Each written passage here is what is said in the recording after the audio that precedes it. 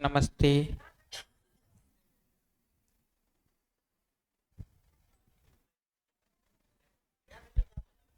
પાછળ અવાજ બરાબર આવે છે?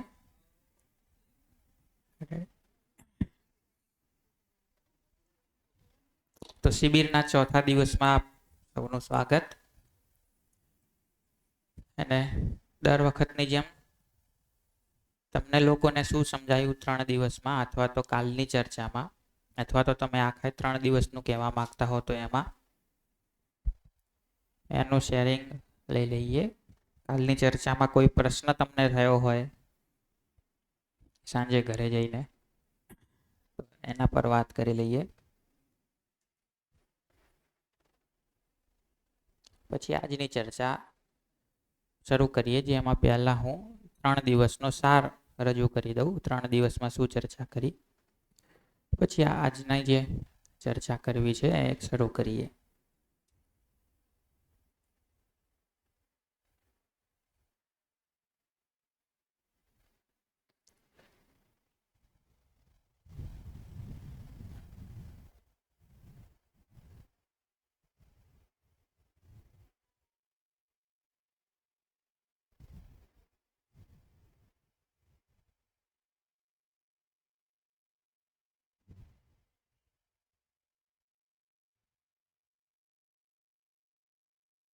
બોલો, 3 દિવસમાં શું તમને સમજાયું?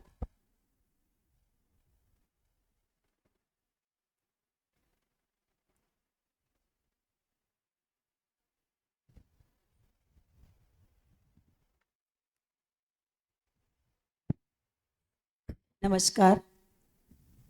પહેલા દિવસે સમજણ, મારો ભાવ, વ્યવહાર બધા સાથે કેવો હોય છે એનું વિસ્તૃત સમજ મેળવી. પછી આરોગ્ય વિશે, વ્યાયામ, પછી સમૃદ્ધિ વિશે વાત સમજ્યા. પછી કાલે પરિવાર વ્યવસ્થાની અંદર વિશ્વાસ, સન્માન એની વિસ્તૃત ચર્ચા. સન્માન, વિશ્વાસ, સ્નેહ, મમતા, વાત્સલ્ય એ બધા પર ખૂબ ઊંડાણથી અમે સમજ મેળવી અને જીવન જીવવાની સરસ મજાની કળા અમને એમાંથી પ્રાપ્ત થઈ એવું લાગ્યું. બીજું આમ ભૂલી જવાય છે, મુદ્દા એ મગજમાં તો ફરે છે પણ આમ કહેવા જઈએ એટલે થોડુંક ભૂલી જવાય છે. તો ધીમે ધીમે થોડી સેમિનાર વધારે કરીશું, આવી જશે.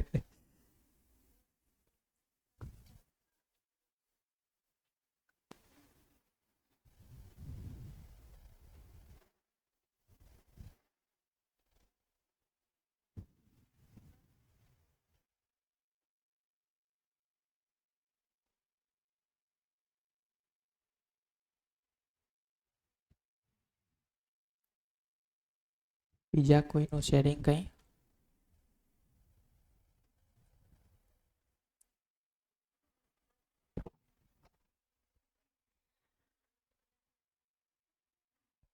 ગઈકાલના દિવસનો મને જો સાર લાગ્યો હોય ને, તો એક મહત્વપૂર્ણ મુદ્દાની ચર્ચા થઈ. તો એમાં એ વાત કરી કે ભાઈ આપણું લક્ષ્ય, પછી આપણું પર્પઝ, અને આપણી અંદર જે દરેક વ્યક્તિની અંદર અને ક્ષમતા આ સમાન છે. અને એના આધારે એ રીતે એ કહી શકાય કે આપણે મોટાભાગે દુનિયાની જે બધી સમસ્યાઓ છે ભેદભાવના કારણે છે. લિંગ ભેદ ગણો કે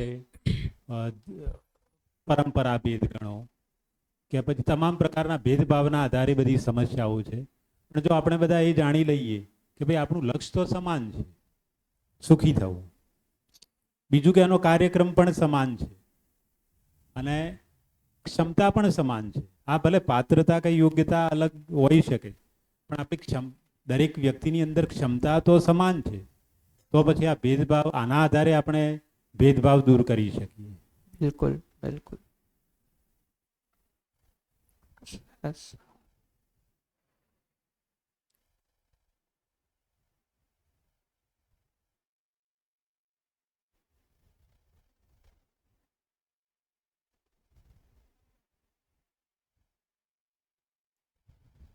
અહીંયા માઇક આપજો.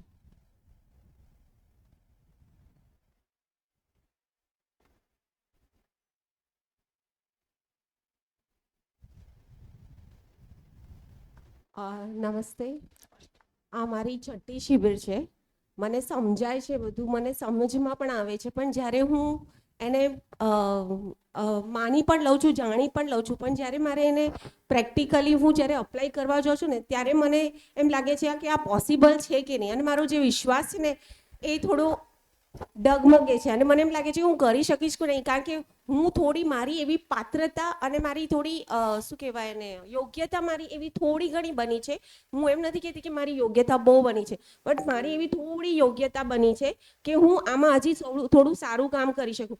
પણ હું જ્યારે સામેવાળા મારા ઘરમાં કાં તો મારા આજુબાજુ જે મારા સંબંધમાં જે છે એમની સાથે જ્યારે હું કરવા જાઉં ને ત્યારે મને એમ લાગે કે મારી યોગ્યતા હજી બની જ નથી, સાવ બિલકુલ બની જ નથી, અને મને થોડું બહુ ડિફિકલ્ટ લાગે કે હું કરી શકીશ કે નહીં કરી શકીશ.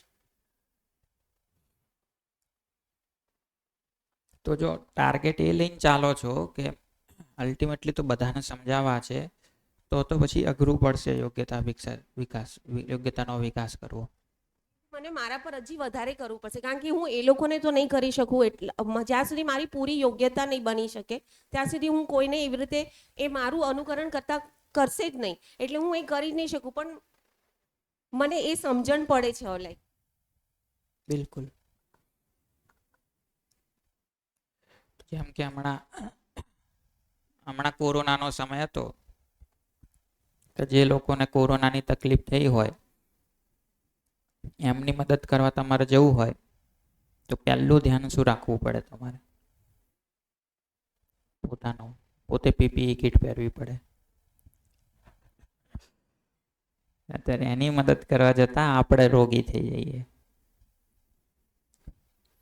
કોઈના ઘરમાં આગ લાગી હોય, એમાં કોઈ ફસાયું હોય, એને બચાવવા જવું હોય તો પહેલું ધ્યાન શું રાખવું પડે? તો સામેની વ્યક્તિના ભાવ વિચારમાં ગડબડ છે, સામેની વ્યક્તિ દુઃખી છે, પરિવારમાં ઝઘડા છે, એમાં મદદ કરવા જવું હોય તો પહેલું ધ્યાન શું રાખવું પડે?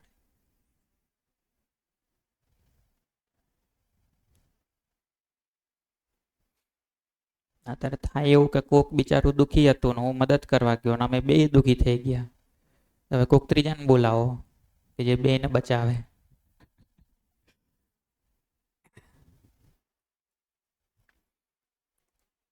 તો પહેલું કામ તો એ છે કે મારામાં એટલી યોગ્યતા આવે કે બીજાની અયોગ્યતાઓથી હું પ્રભાવિત ના થઉં.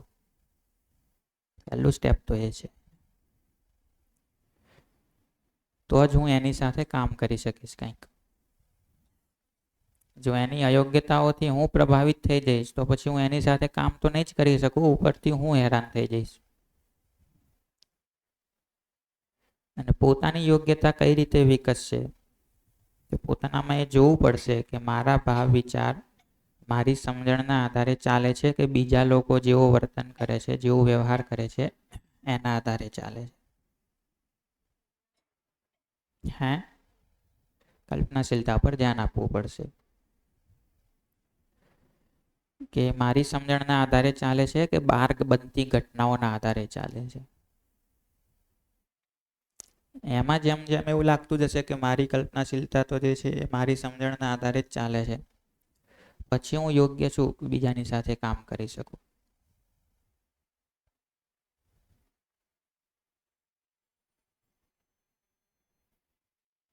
તો ઇવન તમારા નાની ઉંમરનું બાળક હોય એની મસ્તીથી તમે ચીડાઈ જતા હો તો તમે એને સંસ્કાર નહીં આપી શકો. તમે એને જોડે માથાકૂટ જ કરશો, મારશો, એ કરશો. એનાથી તમે અપ્રભાવિત છો તો તમે એની સાથે કંઈક કામ કરી શકશો. મોટાઓ સાથે પણ એવું જ છે.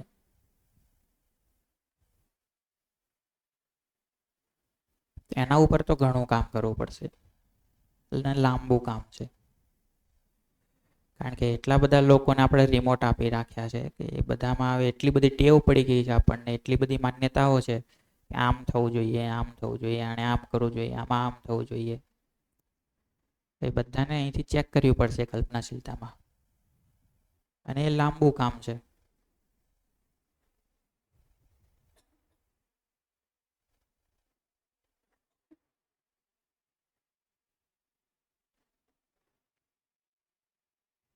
ચલો બીજું કંઈ?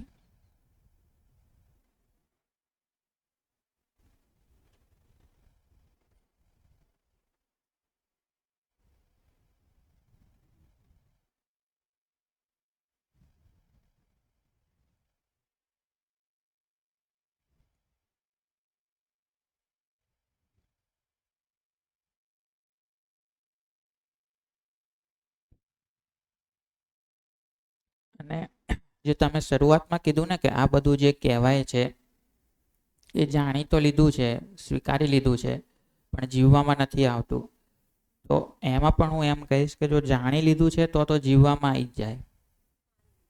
હજી માની લ્યું, હજી શબ્દો સાંભળ્યા છે, થોડું સારું લાગ્યું છે એટલે માની લીધું છે. જાણી લીધું હશે તો જીવવામાં આવી જ જશે. હા હા, માઇક આપે એમનું વાત પૂરી થઈ જાય.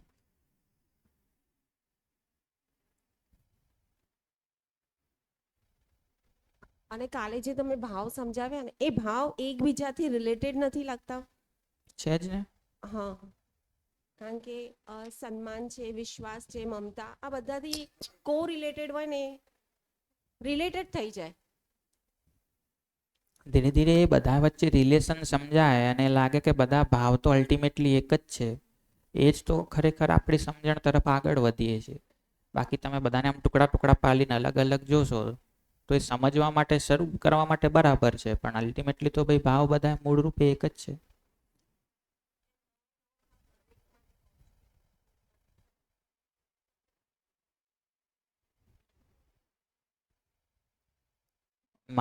મારો તમારા પ્રત્યેનો સંબંધનો ભાવ હું ઓળખું છું, તો ક્યારેક એ હું તમારા પ્રત્યે સન્માન રૂપે વ્યક્ત કરીશ, ક્યારેક તમને ભૂખ લાગી હશે તો મમતા રૂપે વ્યક્ત કરીશ, ક્યારેક કોઈ તમારો પ્રશ્ન હશે તો વાત્સલ્ય રૂપે વ્યક્ત કરીશ, ક્યારેક તમે મારી મદદ કરશો તો કૃતજ્ઞતા રૂપે વ્યક્ત કરીશ.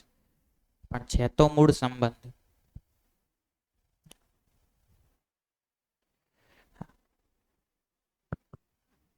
વ્યવસ્થાના આપણે જે 4 ભાગ પાડ્યા, માનવ વ્યવસ્થા, પરિવારમાં વ્યવસ્થા, સમાજમાં વ્યવસ્થા, પ્રકૃતિ કે અસ્તિત્વમાં વ્યવસ્થા. પહેલી વાત માનવ વ્યવસ્થા. માનવમાં આપણે આપણી જાતને મૂકીને ચાલીએ કે ભાઈ આપણે વ્યવસ્થિત થઈએ, મતલબ આપણામાં સમજણ ક્રિએટ થાય. જ્યાં સુધી આ સમજણ 100% નથી પહોંચી ત્યાં સુધી આપણો રોલ શું? ખાલી આપણી જ વ્યવસ્થા કે આપણો પરિવારમાં, સમાજમાં, પ્રકૃતિમાં એક રોલ છે કે જે આપણે જીવન સ્ટાઇલમાં જીવી રહ્યા છીએ? એક પ્રશ્ન ભેગો ઉમેરી લઉં. મારો એક અનુભવ એવું કહે છે કે આપણામાં થોડી ઘણી પણ સમજ વિકસી છે. જેમ કાલ તમારા મિત્ર કહેતા હતા કે આપણામાં જેટલું આવ્યું એટલું આપણે કોકને આપતા જઈએ. એમ જ્યારે પણ આપણે એવો પ્રયત્ન કરીએ છીએ, આપણી જોડે મિત્રો, ભાઈબંધો કે સમાજમાં કે ક્યાંક બહાર જઈએ તો ઘણા લોકો આપણને મળે જ છે, એમની વ્યથાઓ વ્યક્ત કરતા હોય છે, અને વ્યથાને અનુરૂપ આપણે એમની જોડે વાર્તાલાપમાં આવીએ ત્યારે આપણને એક એવો દિલથી અનુભવ થાય એમ કે ચલો મારી વાતથી સામેનો ખુશ થયો, એને થોડુંક એમ સંતોષકારક જવાબ મળ્યો. એટલે બહાર પ્રકૃતિમાં કે સમાજમાં તો લાગે છે, પણ હજુ એ પરિવારમાં એવું લાગતું નથી. એનો મતલબ કે આપણા અંદર કોઈ એવી માન્યતાઓ બંધાયેલી છે કે જેના કારણે આપણે પરિવારમાં એ પૂરતું વ્યક્ત નથી કરી શકતા, કે પછી પરિવારે આપણી માન્યતા બાંધેલી છે તો એ એને સમજમાં લેવા તૈયાર નથી. તો જે પહેલો પ્રશ્ન છે ને એના સંદર્ભમાં જોઈએ તો હું વારંવાર મારા પોતાના માટે એ સ્પષ્ટતા રાખીને ચાલું છું કે આપણી પરંપરામાં પણ 2 સ્ટેટસ કીધા છે માણસના, અને ઘણા બધા કીધા છે, પણ આના સંદર્ભમાં જોઈએ તો 2 કીધા છે. અને આમાં પણ જીવનીદ્યામાં પણ 2 સ્ટેટસ કીધા છે, એક અધ્યયનાર્થી અને એક પ્રબોધક. અધ્યયનાર્થીનો અર્થ છે કે તમે અધ્યયન કરી રહ્યા છો હજી. પ્રબોધકનો અર્થ શું છે કે તમને બોધ થઈ ગયો છે અને તમે બોધ કરાવી રહ્યા છો. પ્રબોધક, તમે લોકોને બોધ કરાવી રહ્યા છો. તો આ ભલે શિબિરો માટે ને એ બધા માટે નામ આગળ પ્રબોધક લગાવી દે, પણ મને ખબર છે કે હું પ્રબોધક નથી, કારણ કે હજી મને પોતાને બોધ નહીં થઈ ગયો. હજી મારી પોતાની સાચી સમજણની પૂર્ણતા નથી થઈ. તો એ એક ટાઇટલ લાગે છે, કારણ કે ભાઈ શિબિર લેનારાને કંઈક નામ આપવું પડે, તો એ નામ આપ્યું છે તો ચાલે જાય. અંગ્રેજીમાં થોડો વધારે સારો શબ્દ એના માટે વાપરે છે લોકો, ફેસિલિટેટર. હવે આ કન્ટેન્ટ છે એ તમને ફેસિલિટેટ કરાવે છે તમારા સુધી. એ રીતે આપણે ત્યાં જુઓ તો બે શબ્દો છે, એક સાધક અને એક સિદ્ધ, અથવા તો સાધક અને ઉપદેશક. તો ભાઈ હું સાધક છું, હજી મારી સાધના ચાલે છે, હજી ઉપદેશક નથી થઈ ગયો, ઉપદેશ આપવાનું કામ નથી ચાલુ કર્યું. બંનેમાં જોશો તો ફરક શું છે? તો ભાઈ અત્યારે હું કહું છું કે હું પ્રબોધક નથી, તો આ શિબિર શું કરવા લઉં છું તો વિદ્યાર્થી. તો આ સ્ટેટસેથી શિબિર લેવામાં મારી એ જવાબદારી નથી કે હું તમને બધાને સમજાવી જ દઈશ. ભાઈ હું સમજું છું, મને જે સમજાણું છે, જે મને સારું લાગી રહ્યું છે, તમારી સામે મૂકું છું. તમને કોઈ પ્રશ્ન થાય, જેટલું મને સમજાયું છે એટલાના આધાર ઉપર જવાબ આપું છું. હવે તમને સમજાય તો એ તમારી પાત્રતા સારી હતી, તમને ના સમજાય તો કંઈ વાંધો નહીં, તો જતો રહીશ ઘરે, મારું તો અધ્યયન ચાલતું રહેશે. પણ જો હું એમ કહું કે હું પ્રબોધક છું, હું બોધ કરાવવા જ આવ્યો છું, હવે તમારે પકડી પકડીને એકને બોધ કરાવવો જ પડશે. હવે મારી જવાબદારી થઈ ગઈ તમને સમજાવી દેવાય. પણ ભાઈ હું મારું એ સ્ટેટસ નથી, તો એટલી ક્લેરિટી સાથે હું કામ કરું છું, તો પછી હવે સામેવાળાને સમજવું છે તો પણ એનો ક્રેડિટ હું નહીં લેતો, નથી સમજવું તો એની જવાબદારી હું નહીં લેતો. પણ જેટલું સારું મળ્યું છે, જ્યાં અવસર મળે છે ત્યાં શેર કરીએ છીએ. તો વિદ્યાર્થી છીએ, અધ્યયનાર્થી છીએ, સાધક છીએ, નામ જે આપીએ, પણ એ અવસ્થામાં આપણે બધા છીએ, તો જ્યાં અવસર બને, જેટલું મને સમજાયું છે એટલું તો સામે કહી જ શકાય, એટલું તો રજૂ કરી જ શકાય. પણ પછી એવી જવાબદારી ના લેવી જોઈએ કે ભાઈ તારા બધા પ્રશ્નોના જવાબે હું જ આપી દઈશ ને તને વાત ગળે ઉતારી જ દઈશ ને, એવું બધું કરવાની જરૂર નહીં. એવું કરીએ થોડું કઈ ફસાઈ જવા વાળો મુદ્દો છે. તો એટલું ધ્યાનમાં રાખીને શેર તો કરી શકાય, શેરિંગ તો કરી શકાય. અને બીજું એ કે જ્યાં સુધી કન્ટેન્ટ આપણું બહુ આની ઉપર બહુ પકડ નહીં બની, ત્યાં સુધી આની વાતનું શેરિંગ કરવા કરતાં આનાથી મારામાં શું ફરક પડ્યો એનું શેરિંગ કરવું વધારે સારું. ભાઈ હું એમ નહીં કહેતો કોઈને કે હું તમને વિશ્વાસ ને સન્માન ને બધું સમજાવી દઉં કે આમાં આવું કીધું છે, જીવનવિદ્યા આવું કહે છે. પણ મેં શિબિર કરી અને હું એ સમજવાનો પ્રયત્ન કર્યો, ત્યારથી મારા જીવનમાં આવો ફરક પડ્યો. તો આ હંમેશા સામેલી વ્યક્તિને વધારે ટચ કરે, કારણ કે ત્યાં તમે એને એમ નથી કહેતા કે હું તને સમજાવું છું. નહીતર તો તમે એમ કહો કે હું તને સમજાવું છું, ત્યાં જ પેલા ભાઈ દરવાજા બંધ કરી દે કે તમે શું સમજાવવાના મને. પણ તમે એમ કહો છો કે મારા જીવનમાં આ ફરક પડ્યો, તો એ સાંભળશે. અને તમે તમારા જીવનમાં જે ફરક પડ્યો એટલું કહો છો, એમાં ખોટું શું છે? એમાં ખોટું શું છે? તો પહેલા તો પ્રશ્નનો તમારો તો આ જવાબ છે.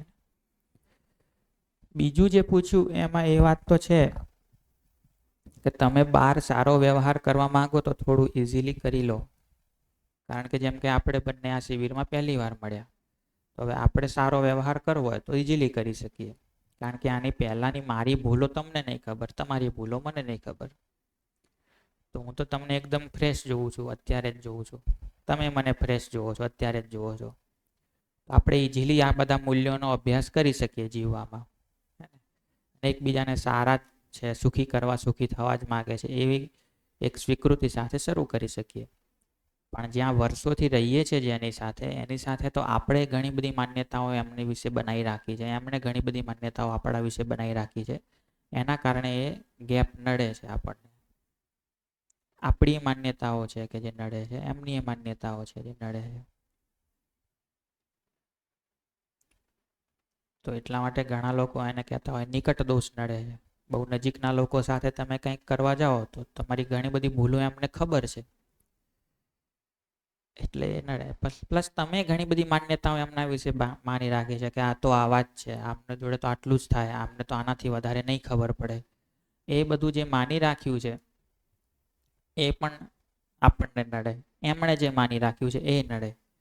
પણ કમસે કમ આપણા તરફથી આ માન્યતાઓનો જે બંધ બંધાઈ ગયો છે એ ખુલી જાય તો આપણા તરફથી તો ભાવ વહેવાનું શરૂ થઈ જાય. ઓબ્વિયસલી એમાં સમય લાગે. હું આ વારંવાર એટલા માટે કહું છું સમય લાગે, કારણ કે સમય લાગે.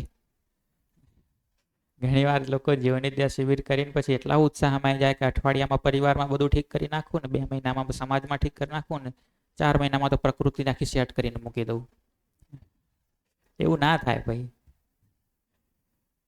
પોતાનામાં કામ કરતા જ વર્ષો લાગી જશે, પરિવારમાં કામ કરતા જ વર્ષો લાગી જશે. એટલું ધૈર્ય રાખીને ચાલવું પડશે, નહીંતર પછી તમે જ નિરાશ થશો. માઈક આપજો.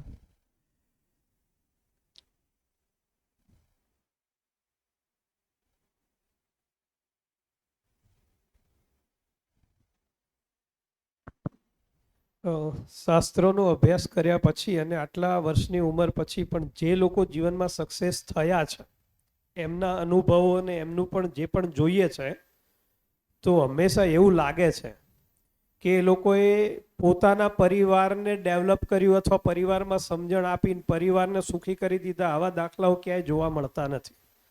હંમેશા એવું જોવા મળ્યું છે કે એમણે સમાજને સુખી કર્યો, પ્રકૃતિ માટે કામ કર્યું અથવા સમાજ માટે કામ કર્યું અને શ્રેષ્ઠ દાખલા બેસાડ્યા છે.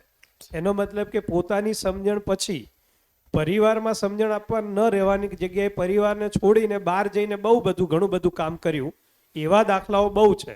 પણ જેણે પોતાના જ પરિવારમાં રહીને પરિવારને સમૃદ્ધ કે સુખી કરી દીધો, આવા દાખલાઓ કેમ જોવા નથી મળતા? તો આ જે 4 સ્ટેપ કહીએ છે ને, એમાં જોશો તો જે વ્યક્તિ એ સ્તરે પહોંચ્યા એમની પોતાની અંદર તો 4 સ્તરની વ્યવસ્થા ની સમજણ આવી ગઈ. એમનો પરિવાર પ્રત્યેનો ભાવ તો બરાબર થઈ ગયો. પણ એમાંના ઘણા બધા લોકો એવા હોય છે કે જે સાધના પહેલા જ પરિવાર છોડી ચૂક્યા હોય. ઘણા બધા એવા હતા કે જે તો પહેલા જ પરિવાર છોડી દીધો હતો એમણે. તો પછી તો પરિવાર જેવું કંઈ વધ્યું જ નથી. મતલબ આખો દુનિયા એમની પરિવાર હતી, તો એ જ લેવલે કામ કર્યું. અમુક લોકો હોય કે જે પરિવારમાં રહીને સાધના કરી અને આ લેવલે પહોંચ્યા. પછી એમની તો તૈયારી છે જ કે પરિવારમાં જ્યારે જે કોઈ સમજવા માંગતું એની પાછળ સમય આપે. પણ એમણે એવું જોયું હોય કે ભાઈ આ શરીરની એક લિમિટ છે. હવે આ લોકો બધા તૈયાર થાય અને એમની પાછળ વર્ષો મહેનત કરું, એના કરતાં અત્યારે જે લોકો ઓલરેડી તૈયાર છે એ છે તો મારા જ ને બધા, તો એમની પાછળ સમય આપું. તો એનો મતલબ એમ નથી કે એમણે પરિવારને સ્કીપ કર્યું, પણ પરિવારને એક વેઇટિંગ મોડમાં રાખ્યું કે ભાઈ જ્યારે તમારી તૈયારી બનશે ત્યારે તમારી જોડે કામ કરી લઈશું. પણ એ સિવાય માન લો આપણે બે હોઈએ, આપણે જિજ્ઞાસુ છીએ, કોઈ સિદ્ધ પુરુષની પાસે જઈએ તો આપણે તો એ જ અપેક્ષા રાખશું ને કે અમને સમજાવો. હવે આપણે ઓલરેડી તૈયાર છીએ એ જે આપે લેવા માટે, તો એ પેલા લોકો પાછળ વર્ષો આપવા કરતાં પહેલા આપણને જે કંઈ જરૂરી હશે એ પૂરું પાડી દેશે, અને એવા લોકો પછી આવતા જ રહે. તો પછી સમાજને જે લોકોને હાલ તૈયારી બની ગઈ છે, સમાજનો જે વર્ગ છે કે જે એક સ્તરે પહોંચ્યો છે, એ લોકોને કંઈક આપી દઉં તો ઝડપથી બધું મલ્ટીપ્લાય થાય, માનવ જાતિનું કલ્યાણ થાય, એ ભાવનાથી એમણે કામ કર્યું હોય. એનો મતલબ એ નહીં કે પરિવાર પ્રત્યે એમણે જવાબદારી નથી લીધી જ હતી, પણ પરિવારમાં કોઈનું હજી બહુ ધ્યાન નહોતું. એ લોકો એટલી તૈયારીએ નહોતા પહોંચ્યા કે બધું લઈ શકે. તો રાહ જોઈ કે ભાઈ તમારી તૈયારી બનશે તો આપીશું, નહીંતર નહીં આપીએ.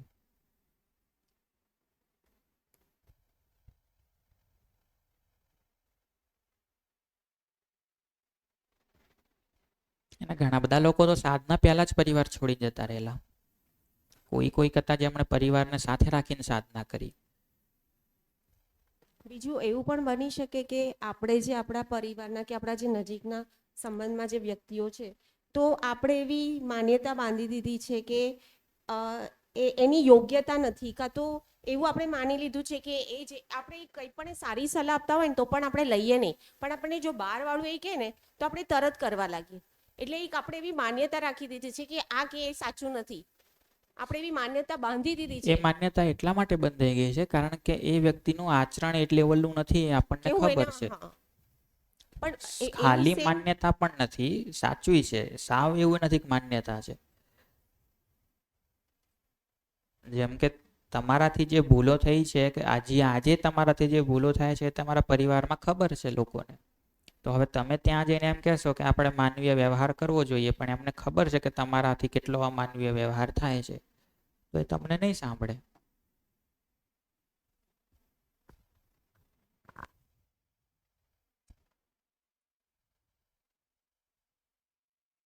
સામે શું પહોંચે છે? શબ્દો પહોંચે છે કે આચરણ પહોંચે છે? આચરણ પહોંચે. આપણે શબ્દોથી જ સામેવાળા સુધી પહોંચવાનો પ્રયત્ન કરીએ છીએ, જેમાં ક્યારેય સફળ નહીં થતા. પછી આપણને એમ લાગે કે આ કેમ સમજતા નથી. સામે આચરણ પહોંચે.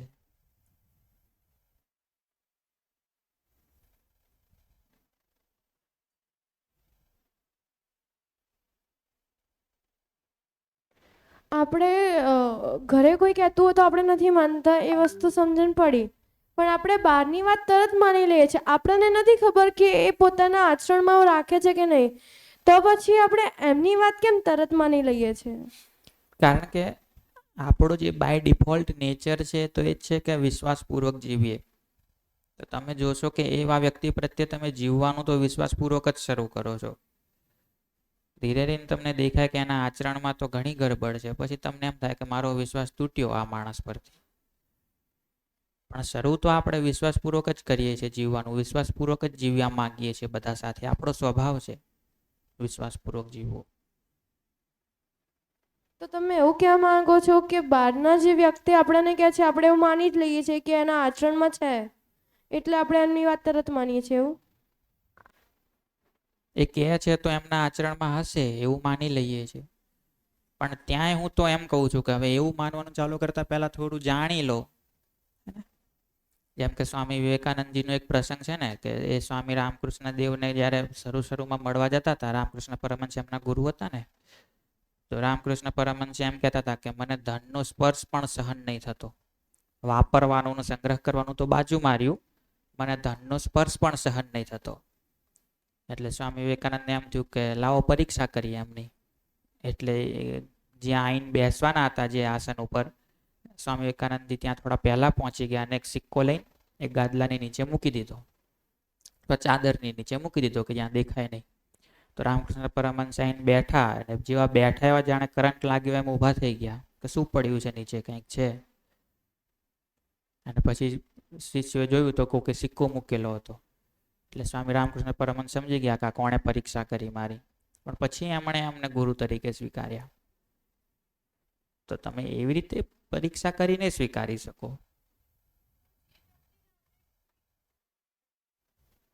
જે વ્યક્તિને ખાલી આપણે એક વખત મળ્યા છીએ, જેને આપણે બીજી વખત નથી મળવાના, તો થોડાક સમય માટે જેને મળ્યા છે, જેની વાત આપણે માનીએ છીએ, તો એને પરખવાનો સમય તો આપણને મળે જ નહીં ને. તો એને પરખવાનો સમય ના મળે તો એણે જે વાત કીધી, જે પ્રસ્તાવ આપ્યો, એને પરખી લો. સમજણ ના પડી. પહેલા દિવસે તમે નહોતા ને? પહેલા દિવસે આના ઉપર ઘણી બધી ચર્ચા કરી હતી કે જે કંઈ વાત અહીંયા કહેવામાં આવે છે કે બહાર તમને કોઈ કહે છે કે તમે ક્યાંય વાંચી છે કે ક્યાંય માની રાખી છે, એ બધી વાતોને આ બે રીતે ચેક કરી લો. કઈ બે રીતે? તો એક રીતે છે કે એને તમે તમારી સહજ સ્વીકૃતિના આધાર ઉપર ચેક કરી લો કે મને આ સહજ રૂપે સ્વીકાર્ય થાય છે કે નહીં થતું. બીજું કે જો તમને સહજ રૂપે સ્વીકાર્ય થતું હોય તો એને જીવી જુઓ, થોડુંક ટેસ્ટ કરી જુઓ કે આ રીતે હું જીવું તો માણસ સાથે વ્યવહાર કરીને હું ઉભય સુખ મેળવી શકું છું કે નહીં. ઉભય સુખ એટલે હું સુખી થઉં, સામેની વ્યક્તિએ સુખી થાય. પ્રકૃતિ સાથે જીવો તો એ રીતે જીવવાથી ઉભય સમૃદ્ધિ મળે છે કે નહીં, કે જ્યાં હું પણ સમૃદ્ધ થઉં, પ્રકૃતિની પણ સમૃદ્ધિ જળવાઈ રહે, બીજા માણસો પણ સમૃદ્ધ થાય. તો કોઈ પણ માણસ કોઈને વાત કહે કે તમારો કોઈ વિચાર હોય કે અહીંયા કંઈ સાંભળો કે ક્યાંક વાંચો, અને આ બે રીતે ચકાસી જુઓ. બે રીતે સાચું પડશે તો એ તમારી સમજણમાં તમને સ્વીકૃત થશે. નહીં સ્વીકાર થાય, તમને જેમ લાગશે કે ના આ તો ખોટું કહે છે, કાં તો જીવવા જશો ને નહીં રિઝલ્ટ મળે તો તમે એને ફેંકી દેશો કે ભાઈ નહીં, બાજુ ઉપર કરી દેશો કે નથી યોગ્ય.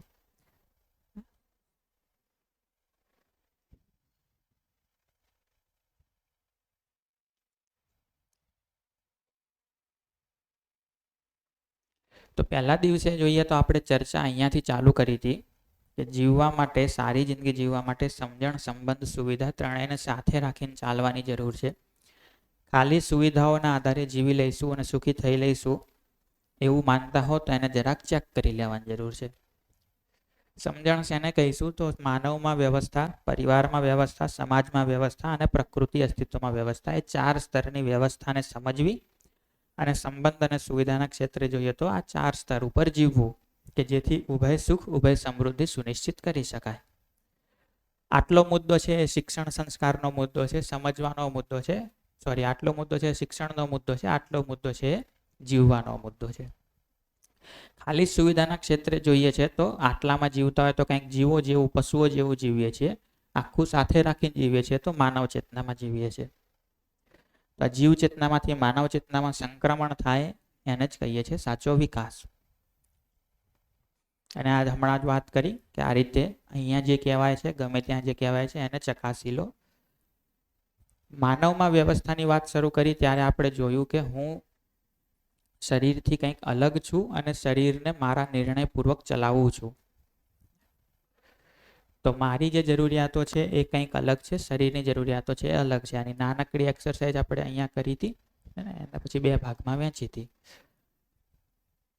તો શરીરની જરૂરિયાતો સામયિક છે, મારી જરૂરિયાતો નિરંતર છે. શરીરને જે કંઈ જોઈએ છે એ બધું ભૌતિક રાસાયણિક વસ્તુઓથી પૂરું પડશે. મને જે કંઈ જોઈએ છે સાચી સમજણથી, સાચા ભાવથી પૂરું થશે. મારી જે ક્રિયાઓ છે એ ઈચ્છા વિચાર આશા છે. શરીરની ક્રિયાઓ છે ઊંઘવું, ચાલવું, બેસવું, ખાવું, એ બધી છે. સમયમાં જુઓ તો મારી ક્રિયાઓ નિરંતર ચાલે છે, શરીરની ક્રિયાઓ સમયે સમયે ચાલે છે. શરીર શું કરે છે? ઓળખવું અને નિર્વાહ કરવો. મારામાં ઓળખવા અને નિર્વાહ કરવાની સાથે માનવાનું કામ, માન્યતાઓનું કામ તો થાય જ છે. જાણવાની સંભાવના પણ છે કે હું અસ્તિત્વ આખું શું છે, હું કોણ છું, એ બધું જાણી પણ શકું.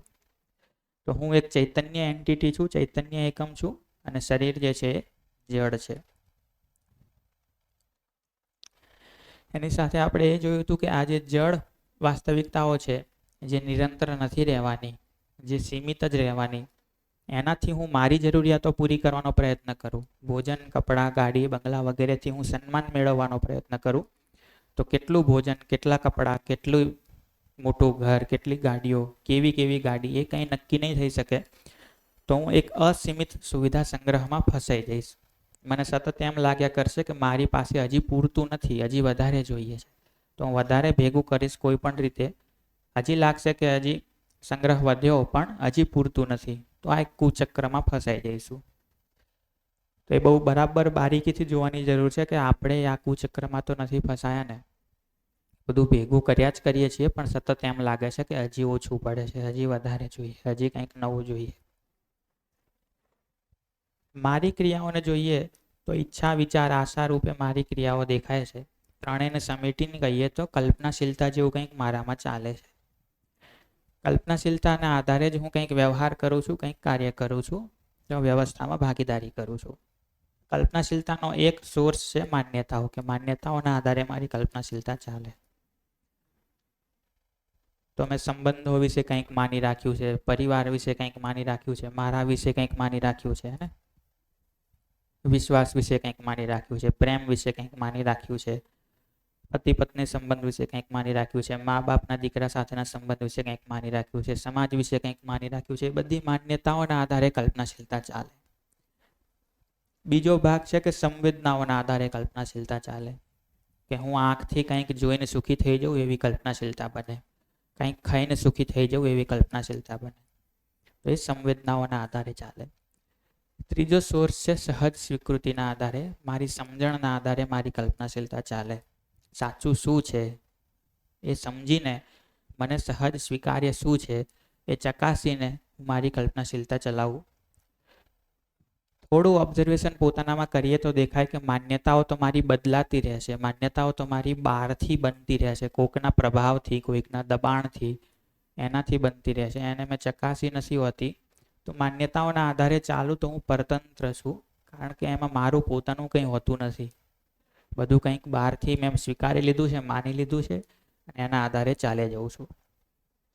સંવેદનાઓના આધારે ચાલું છું તો પણ દેખાય કે એ પરતંત્રતા છે, કારણ કે પછી ઇન્દ્રિયોમાંથી જ સુખી થવાનો પ્રયત્ન કર્યા કરું તો એ પણ હું તો ઇન્દ્રિયોથી કંઈક વધારે છું, પણ ઇન્દ્રિયોથી જ ચાલુ છું તો પણ હું પરતંત્ર છું. પણ જો હું સમજ્યો છું, સહજ સ્વીકૃતિ શું છે એ ચકાસ્યું છે કે હું કોણ છું, મારે શું કરવાનું છે, સુખ અને સમૃદ્ધિ શું છે, પરિવાર શું છે, વિશ્વાસ, સન્માન, સ્નેહ શું છે, પ્રેમ શું છે, દરેક સંબંધ શું છે, એ સમજીને હું મારી કલ્પનાશીલતામાં કંઈક ચલાવું છું તો હું સ્વતંત્ર છું. તો કલ્પનાશીલતા શેને કહીશું? વોટ ઇઝ એક્ઝેક્ટલી કલ્પનાશીલતા હે ને?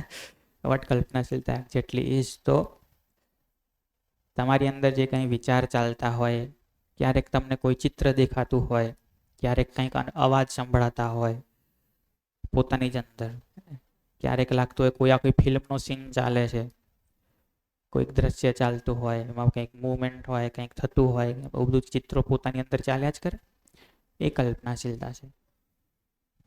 એ જોઈએ તો એ શેના આધારે ચાલે? તો એની વાત છે કે સંવેદનાના આધારે, માન્યતાના આધારે કે સમજણના આધારે. તો તમે કંઈ પણ વ્યવહાર કરો છો કે કંઈ પણ કાર્ય કરો છો એની પહેલા એ કલ્પનાશીલતામાં તો ચાલે જ છે. તમે જ કલ્પના કરો છો કે હું આવું કરું અને પછી તમે એવું કરો છો. તો બહુ મહત્વનો મુદ્દો એ છે કે જે કંઈ અહીંયા કહેવાય છે એને પોતાની કલ્પનાશીલતાની વસ્તુ તરીકે જોઈ લઈએ, ચકાસી લઈએ કે આવું મને સહજ સ્વીકાર્ય થાય છે કે નહીં, મારી કલ્પનાશીલતામાં આ વસ્તુ ચાલે તો એનાથી મને સુખ અનુભવાય છે કે નહીં. આગળ આપણે સ્વાસ્થ્યની વાત કરી હતી કે આહાર વિહાર અને શ્રમપૂર્વક સ્વસ્થ રહી શકાય. વધારે કંઈ જરૂર પડે તો વ્યાયામ, આસન, પ્રાણાયામ કરી શકાય. એમ કરતાં શરીરમાં કંઈક ગડબડ થઈ જાય, આમાં કંઈક વ્યવસ્થિત ના કર્યું હોય તો જ મોટે ભાગે તો ગડબડ થાય. તો દવા લઈને પાછું શરીરને વ્યવસ્થામાં લઈને આ કામ કરી શકાય. અને આ તો એક છેલ્લો ઓપ્શન છે કે કાયમી દવાના ભરોસે કાં તો મશીનોથી ઓપરેશન કરાવી દેવાના ભરોસે જવું પડે.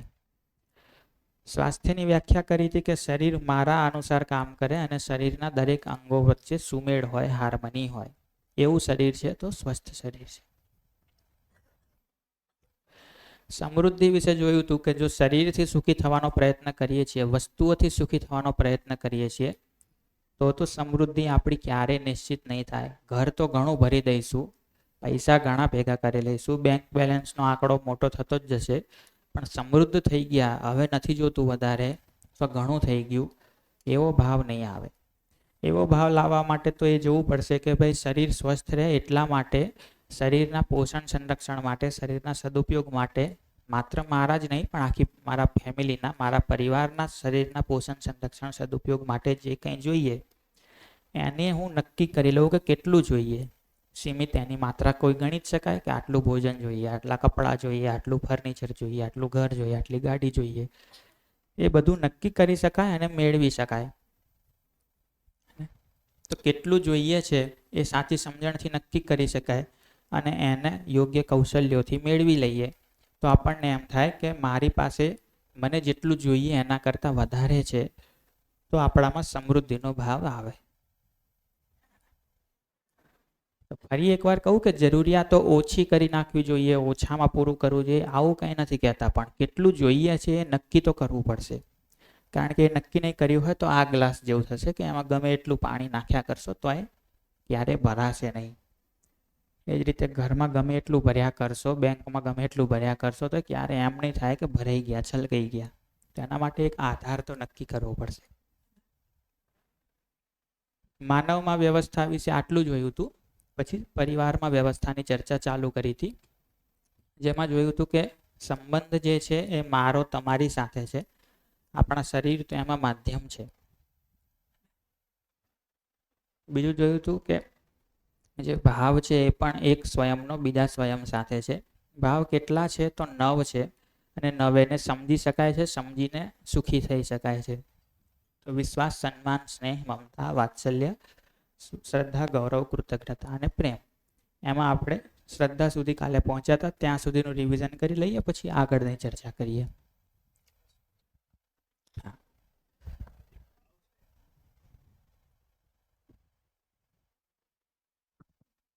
આ જે ભાવ આપણે રજૂ કર્યા, 9 ભાવ, આમાં દરેક વ્યક્તિમાં કોઈને કોઈ ભાવ તો હોય જ છે, કોઈને કોઈ ભાવની પ્રધાનતા પણ હોય છે. પણ આપણે જે સ્ટેપમાં ગોઠવ્યા છે એ સ્ટેપનું કોઈ વિશેષ મહત્વ છે કે પહેલો વિશ્વાસ હોય તો સન્માન આવે, એટલે એ ખાસ જાણવું છે. આ પર્ટિક્યુલર આ ક્રમનું મહત્વ તો એ છે કે તમે બધાય ભાવને એક લોજિકલ સિક્વન્સમાં સમજી શકો. કે જેમ કે તમને કોઈ વ્યક્તિની ચાહના ઉપર વિશ્વાસ છે, પછી જ તો તમે એની યોગ્યતાનું આકલન કરીને એનું સન્માન કરશો. જો મને તમારી ચાહના ઉપર જ વિશ્વાસ નથી, મને એમ છે કે તમે તો મને દુઃખી જ કરવા માંગો છો, તો પછી આ બધાનું શું કરશું? તમે જોશો કે જેના પ્રત્યે તમને એમ લાગી ગયું આ તો મને દુઃખી કરવા જ માંગે છે, એની સાથે તમે કયા ભાવથી જીવશો? નકરો વિરોધ જ વિરોધ દેખાશે. તો પહેલા એ તો સ્થિર થાય કે આ વ્યક્તિ ઉપર મને વિશ્વાસ છે, પછી બાકીના ભાવ ધીરે ધીરે દેખાતા જશે. પણ અલ્ટિમેટલી પૂછશો તો આમાં કોઈ ક્રમ નથી. તમને આમાં જે ભાવ પકડાય ત્યાંથી ચાલુ કરો. જે ભાવ તમને વધારે એમ લાગતો હોય કે આમાં હું વધારે કામ કરી શકીશ, તમને લાગતું હોય મમતામાં ઉપર વધારે કામ કરી શકું, ત્યાંથી ચાલુ કરો. તમને લાગતું હોય કે હું શ્રદ્ધાથી વધારે શરૂ કરી શકીશ, તો ત્યાંથી શરૂ કરો. અલ્ટિમેટલી તો બધું પહોંચશે ક્યાં? પ્રેમ સુધી. અલ્ટિમેટલી તો બધાએ ભાવ તમને એ પોતાનામાં દેખાવા માંડશે. જો સાચી લગનથી કોઈ એક ભાવને પકડીને ચાલુ કરશો તો પણ કોઈક તો ક્રમ રાખવો પડશે નવને સમજવા માટે. તો એક લોજિકલ સિક્વન્સમાં જોઈએ તો આ ક્રમ વધારે ઠીક લાગે છે, એટલે પરિચય શિબિરોમાં બધે આ ક્રમ લઈને ચાલીએ છીએ. તો જે પહેલો ભાવ જોયો તો વિશ્વાસ, જેને કહીએ આશ્વસ્ત હોવું. મને એ આશ્વાસન છે, એ આશ્વસ્તિ છે કે સામેની વ્યક્તિ મારા સુખ સમૃદ્ધિના અર્થમાં છે. તેમાં આપણે આટલા 8 પ્રશ્નો પૂછ્યા હતા કે હું પોતાને નિરંતર સુખી કરવા માંગુ છું, હું સામેની વ્યક્તિને નિરંતર સુખી કરવા ઈચ્છું છું. એવી મારી ઈચ્છા તો છે, પણ યોગ્યતા ઓછી છે. તો હું ક્યારેક દુઃખી થઈ જાઉં છું, સામેની વ્યક્તિને ક્યારેક દુઃખી કરી દઉં છું. એ જ રીતે સામેની વ્યક્તિ પણ પોતે સુખી થવા ઈચ્છે છે, મને સુખી કરવા ઈચ્છે છે, પણ એની યોગ્યતા ઓછી છે એની, તો એ દુઃખી થયા કરે છે અને ક્યારેક મને દુઃખી કરી નાખે છે. પણ જ્યારે એવી કોઈ ઘટના બને ત્યારે આપણે જોઈએ છીએ એવું કે ભાઈ મારી તો ઈચ્છા સારી જ છે, તો હું તો સારો માણસ છું, આ પોતે દુઃખી થાય છે અને મને દુઃખી કરે છે, તો માની એવું લઈએ છીએ કે એ મને દુઃખી કરવા માંગે છે. તો એ મને દુઃખી કરવા માંગે છે, એ જે ભ્રમ છે એને જ કહીએ છીએ અવિશ્વાસ. પણ જ્યારે એમ જોઈએ કે એ સુખી થવા જ માંગે છે, સુખી કરવા જ માંગે છે, એની સમજણ ઓછી છે, એની યોગ્યતા ઓછી છે, તો પોતે દુઃખી થાય છે અને બીજાને દુઃખી કરી બેસે છે. તો એને મદદની જરૂર છે, એને થોડા સહયોગની જરૂર છે, તો આપણે એની સાથે વિશ્વાસપૂર્વક જીવી શકીએ. તો પછી જોઈશું તો એ રીતે જોઈશું કે મારાથી એ ભૂલ થઈ જાય છે, બીજાનાથી એ ભૂલ થઈ જાય છે. ના તો મારી ઈચ્છા ખોટું જીવવાની છે, ના એની ઈચ્છા ખોટું જીવવાની છે. ત્યાં તો બંનેનું સાચું એટલે ખરું ટીક માર્કેટ લાગશે કે હું સુખી કરવા માંગુ છું ને એ મને સુખી કરવા માંગે છે. પણ એની કોઈક એવી માન્યતા છે જેમાં એ ફસાઈ ગયો છે કે એમાં ફસાઈને મને દુઃખી કરવા જેવા કામો કર્યા કરે છે. પણ એમ કરવામાં એ પોતે થાય છે તો દુઃખી છે. તો જેમ કે કોઈ વ્યક્તિ તમારી સાથે ખરાબ વર્તન કરી દે છે, તો એ મૂળ તો સુખી જ થવા માંગે છે, પણ એને ક્યાંક એવું મનમાં ભરાઈ ગયું છે કે હું આની જોડે આવું બોલી નાખું તો જ હું સુખી થઈશ. તો એ માન્યતાના કારણે એવું બોલી નાખે છે, છે તો એ દુઃખી જ એવું કરીને. એના પછી જોયું હતું કે સન્માન શેને કહીશું? તો સાચું આકલન. એ વ્યક્તિની જેટલી સ્થિતિ છે એટલી સ્થિતિ એને જોવું, એને કીધું સન્માન. એનાથી એને વધારે જોઈએ તો કીધું અધિમૂલ્યન, એનાથી ઓછું જોઈએ તો અવમૂલ્યન, એનાથી કંઈક અલગ જ જોઈએ તો અમૂલ્યન અથવા નિર્મૂલ્યન. તો આ રીતે આપણે જે ઉપર નીચે થયા કરીએ છીએ, ક્યારેક પોતાને બહુ માની લઈએ, ક્યારેક પોતાને બહુ નીચા માની લઈએ, એના કારણે આપણે તણાવમાં, નિરાશામાં, ડિપ્રેશનમાં ફસાઈએ છીએ. પણ એના બદલે પોતાનું સાચું સન્માન કરે, સાચું આકલન કરી લઈએ, પોતાનું સન્માન કરી લઈએ, તો સ્વયંમાં વિશ્વાસ સાથે, આત્મવિશ્વાસ સાથે, આત્મસન્માન સાથે જીવી શકીએ. તો બીજાના શબ્દોથી મારું સન્માન હવે નક્કી નહીં થાય.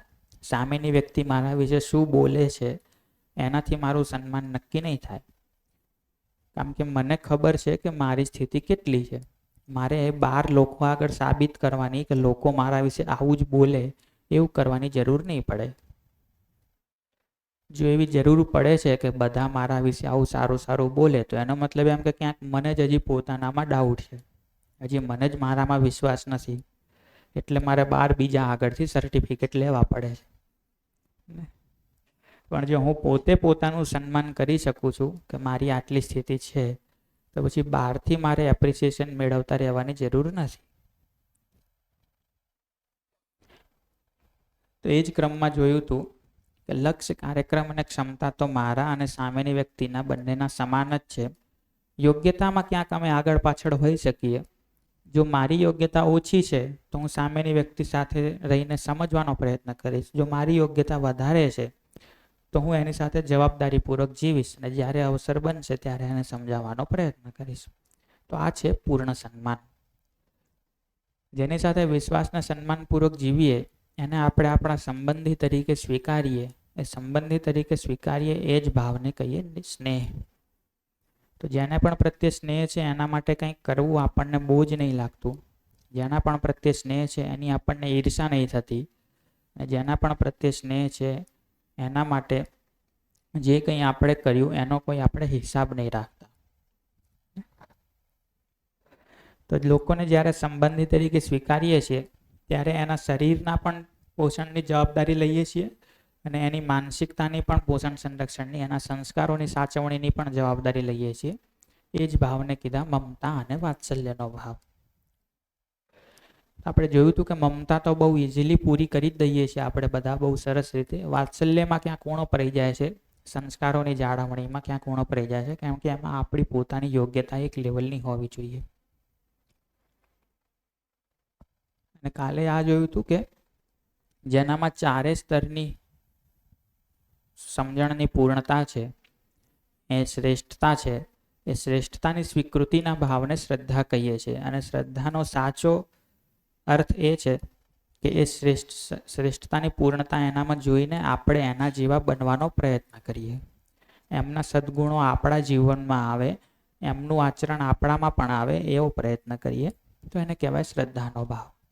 એમાં એ પણ જોયું હતું કે શ્રદ્ધા માટે, શ્રેષ્ઠતા માટે અને વિશેષજ્ઞતા માટે પ્રયત્ન કરવો એ બંને અલગ અલગ બાબતો છે. એ ધ્યાનમાં રાખીને ચાલવું પડશે. અહીંયા સુધી આપણે કાલે જોયું હતું. હવે ત્યાંથી આગળ વધીએ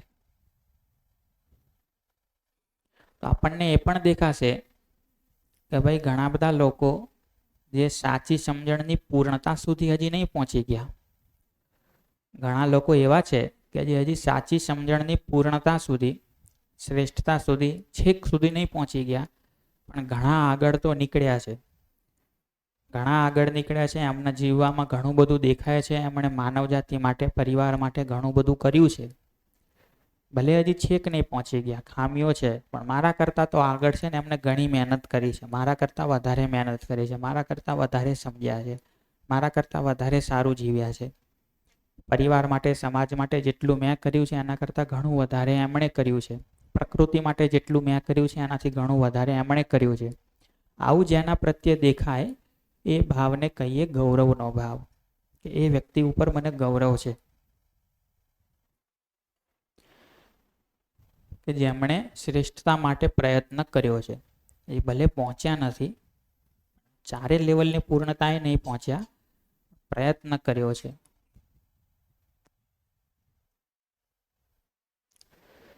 તો એ ભાવને કહીએ ગૌરવનો ભાવ.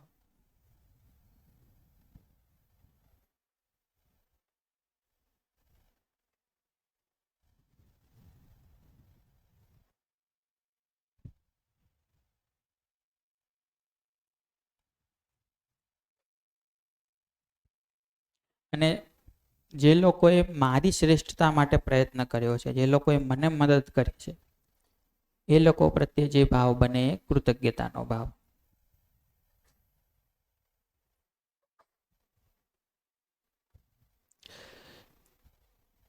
તો જે લોકો પૂર્ણતઃ સમજદાર નથી થઈ ગયા પણ શ્રેષ્ઠતા માટે ઘણો સારો પ્રયત્ન કર્યો છે અને હજી કરી રહ્યા છે, એ લોકો માટે જે ભાવ બને છે ગૌરવ, એ લોકો પ્રત્યે આપણને ગૌરવ અનુભવાય.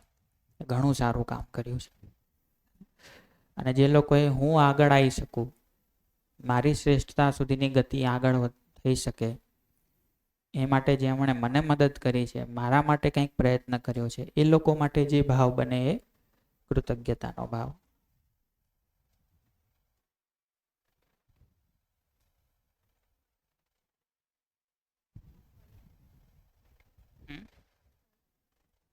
ફરી કરું.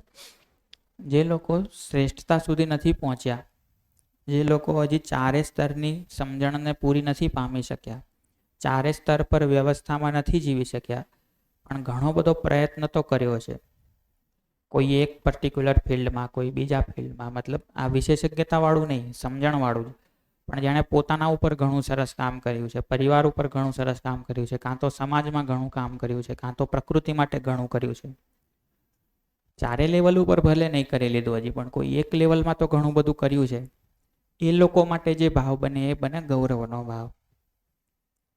અને એમાંના જે લોકો મારા સંપર્કમાં આવ્યા છે અથવા તો સંપર્કમાં નથી આવ્યા, પણ જાણે અજાણ્યા જે લોકોએ મારી શ્રેષ્ઠતા માટે પ્રયત્ન કર્યો છે, કે જેનાથી મારી ગતિ વધે, મારી સમજણ વધે, એમાં જે લોકો સહયોગી થયા છે, એ લોકો પ્રત્યે જે ભાવ બને એ કૃતજ્ઞતાનો ભાવ.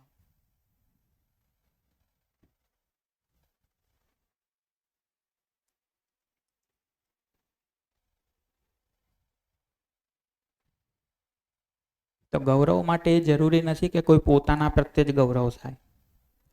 ખરેખર ગૌરવને ઓળખીએ તો ગમે તે વ્યક્તિ પ્રત્યે આપણને ગૌરવ થઈ શકે.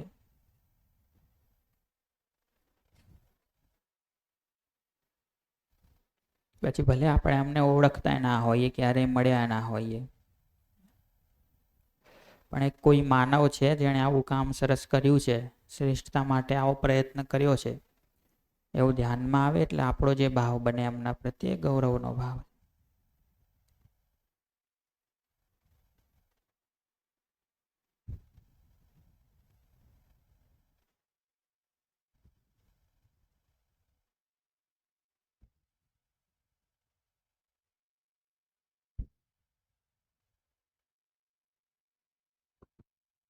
વંદનભાઈ, આમાં કૃતજ્ઞતા એટલે કે પર્યાવરણ પણ આવી શકે ને, ભાઈ કે પ્રકૃતિ છે તો ઝાડ, ફળ, ફૂલ એ બધા આપણા માટે સમાજ માટે ઘણું બધું પ્રકૃતિ આપણા માટે જરૂરી છે.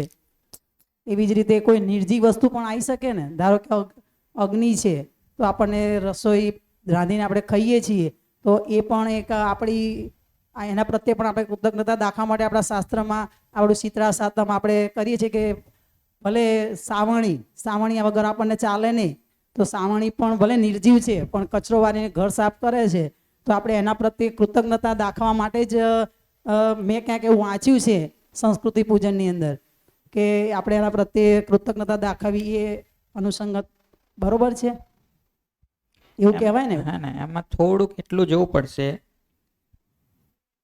કે તમે એક્ઝેક્ટલી જોશો તો સાવરણીએ પોતે તમારા માટે કંઈ નહીં કર્યું, જળ વસ્તુ છે, પણ કોક છે કે જેનું કદાચ પોતાનું ઘરે નથી, જે ક્યાંક ઝૂંપડી બાંધીને રહે છે, એણે તમારા માટે સાવરણી બનાવી છે. બરાબર. તો આપણે નિર્જીવ સાવરણી ઉપર ધ્યાન આપીએ, પણ એ જેણે બનાવી એની ઉપર કોઈ ધ્યાન નથી. બરાબર.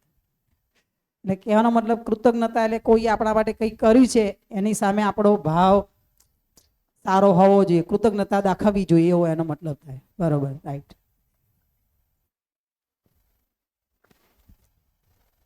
બીજું જોશો કે અગ્નિ ને એ બધું જે છે, તો અગ્નિ પોતે તો કંઈ નહીં કરતી, પણ આખી એ પ્રકૃતિ છે એમાં કંઈક નિયમો છે, એ નિયમોના આધારે આ બધું થાય છે. એવું જોશો તો પછી આખી પ્રકૃતિ પ્રત્યે કૃતજ્ઞતા થશે. ખાલી અગ્નિ પ્રત્યે નહીં થાય, પછી આખી પ્રકૃતિ પ્રત્યે થશે.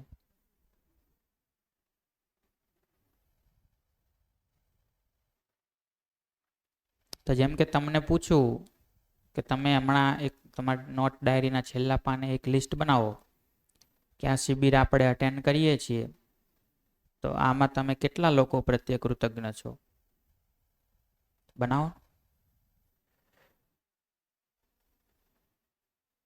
આ એક શિબિર આપણે અટેન્ડ કરીએ છીએ, શિબિર ભરી રહ્યા છીએ, આ શિબિર સારી રીતે ચાલી રહી છે તો આપણને બધાને કંઈક સમજાઈ રહ્યું છે તો એના માટે આપણે કેટલા કેટલા લોકો પ્રત્યે કૃતજ્ઞ છીએ, કોના કોના પ્રત્યે કૃતજ્ઞ છીએ?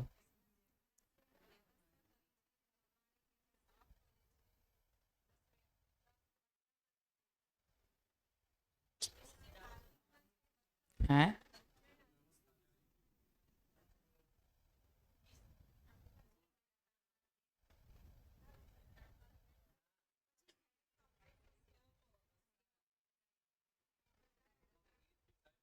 હલો.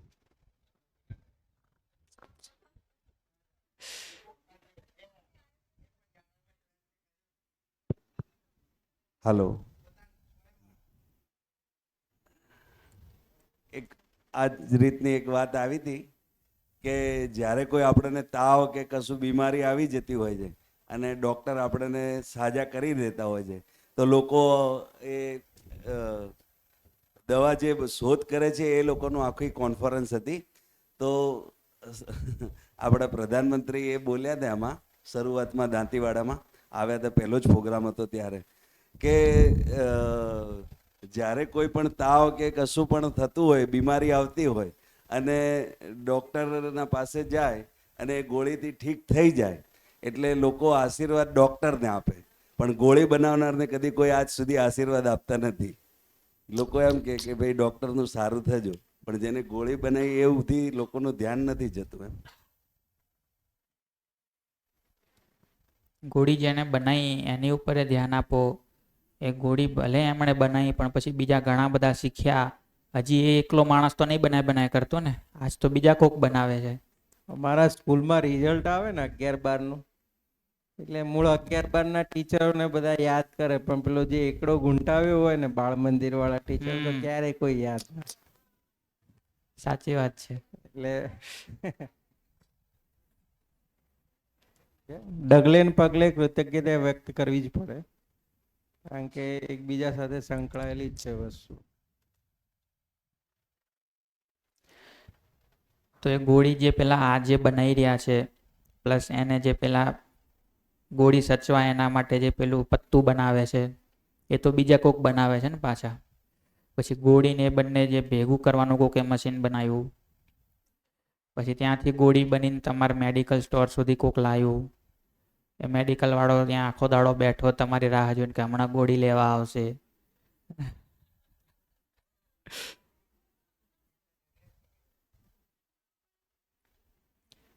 તો એ રીતે આ શિબિરમાં જુઓ તો પહેલું લિસ્ટ તો જે નજરે દેખાય છે એ બધાનું આવે હે ને, કે આ ભાઈઓ આટલું વ્યવસ્થા કરી રહ્યા છે, કોક આપણને જમાડી રહ્યા છે, કોકે આ બધું ઊભું કર્યું. પણ પછી થોડું એક સ્ટેપ વધારે બારીકીથી ધ્યાન આપો તો જેણે આ બધું શોધ્યું, આ બનાવ્યું ને, હજી થોડું વધારે ધ્યાન આપો તો આ ટીવી જેણે બનાવ્યું, આ ખુરશી જેણે બનાવી, આ માઇક જેણે બનાવ્યું, એનો રોલ તો ખરો ને, નતર તો હું બૂમો પાડી પાડીને મરી ગયો હોત. સ્પીકરો જેણે બનાયા, આ ગાદલા જેણે બનાયા, આવી નવી સરસ બેઠા બેઠા આરામ કરી શકાય એવી ખુરશીઓ બનાવી. અચ્છા, એ ખુરશીઓ બનાવી એ કોકનો આઈડિયા હતો, પણ ખુરશીઓમાં જે લોખંડ વપરાણું એ કોણ લાવ્યું? એ ક્યાંથી આવ્યું? એ પાછું કોક ખોદી લાવ્યું હતું અંદરથી.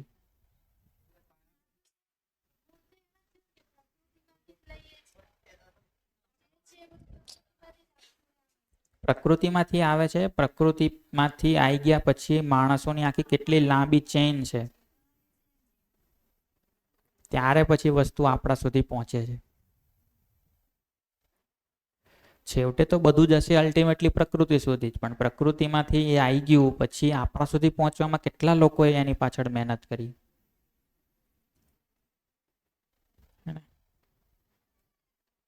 તો આ રીતે કૃતજ્ઞતાનો ભાવ જોઈએ તો રોજ આપણી સામે જે થાળી પીરસાય છે એના માટે જોઈએ તો કે કોના કોના પ્રત્યે કૃતજ્ઞ થઈ શકીએ. તો પહેલી તો કદાચ ધ્યાન એની ઉપર જાય કે જેણે રાંધ્યું, જેણે પીરસ્યું. પછી જુઓ કે જેણે રાંધ્યું એને બધું સીધું ક્યાંથી લાવ્યો હતો? તો એ કોઈક દુકાનવાળા પાસેથી. દુકાનવાળો ક્યાંથી લાવ્યો હતો? ખેડૂત પાસેથી. ખેડૂતે ઉગાડ્યું. ખેડૂતે શું વાપર્યું હતું તે ઉગાડ્યું? જે સાધનો વાપર્યા હતા, કોદાળી પાવડો, એ કોકે બનાયા હતા પાછા. એમાં જે લાકડું લોખંડ વપરાણું એ કોક લાવ્યું હતું.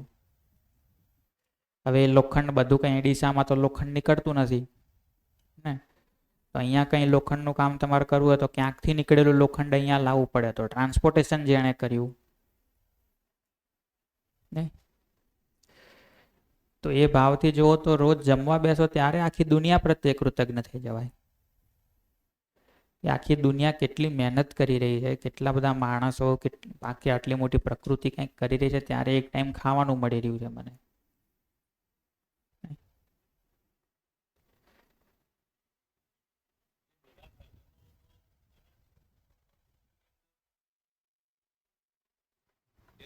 સવારે ઉઠતા હાથે આપણને શ્વાસ આપ્યો છે વિના એની પહેલી કૃતજ્ઞતા.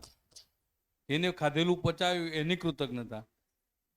મેટર તો આવા જ છે, પણ પચાવનાર કોણ એ આપણે ભૂલી જઈએ છીએ. દીવો બળતો હોય તો એની અંદરનું વાટ કે મારું કામ, રૂ કે છે મારું કામ, પણ અંદરનું જે ઘી ખલાસ થાય તો દીવો બુજાઈ જાય. એટલે પેલો સૃષ્ટિનો સંચાલક છે એની પહેલી કૃતજ્ઞતા એમ. એ તો છે જ. પછી પ્રકૃતિ છે, પછી જુઓ તો માણસો એ છે. આપણે જોઈએ તો ઘણીવાર ઈશ્વર પ્રત્યે કે આ પ્રકૃતિ પ્રત્યે તો ઘણા કૃતજ્ઞ થઈ જાય, પણ માણસો પ્રત્યે બહુ તોછડાઈ ભર્યું વર્તન કરીએ. એટલે એ વાત ઉપર ધ્યાન આપવાની જરૂર છે કે કોઈ માણસ કચરો વાળી રહ્યો છે તો એના પ્રત્યે કૃતજ્ઞ થઈ શકીએ. સફાઈ તો બધાને ગમે છે, ચોખ્ખું હોય તો જોવું કેવું ગમે, પણ સફાઈદાર જે છે, સફાઈ કામદાર જે છે, એના પ્રત્યે એટલી કૃતજ્ઞતા આવે છે કે નહીં આવતી?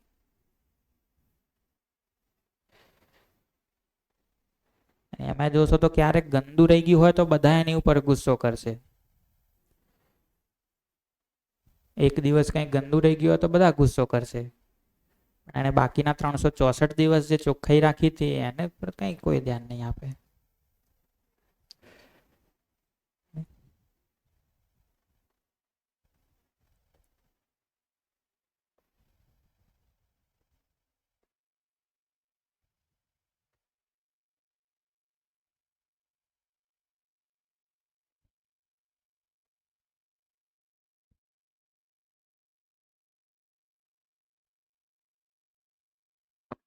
હલો, અહીંયા જેટલી બધી સ્વચ્છતા, એકદમ સારું દેખવા મળ્યું.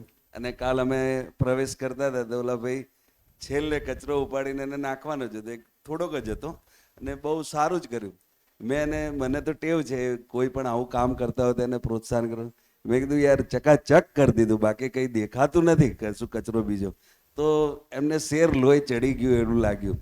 અને આપે જે વાત કરી, એક 3 કલાકની મૂવી બનવા પાછળ કોઈ ફિલ્મ બાહુબલી કે એવી બનતી હોય છે, એમાં 1000 વ્યક્તિનું ડાયરેક્ટર લેવલનાનું સમર્પણ હોય. હેરસ્ટાઇલ કઈ રીતે રાખવી કે ભાઈ મ્યુઝિક કઈ રીતે રાખવી, એ દરેક ડિપાર્ટમેન્ટના નિષ્ણાત પદવાળા 1000 વ્યક્તિ જ્યારે સર્જન શક્તિ પેદા થાય ત્યારે એક ફિલ્મ બને, અને હીરો એમ કે આ આખું પિક્ચર મેં બનાવ્યું. એવોર્ડ એના તરફથી જાય છે.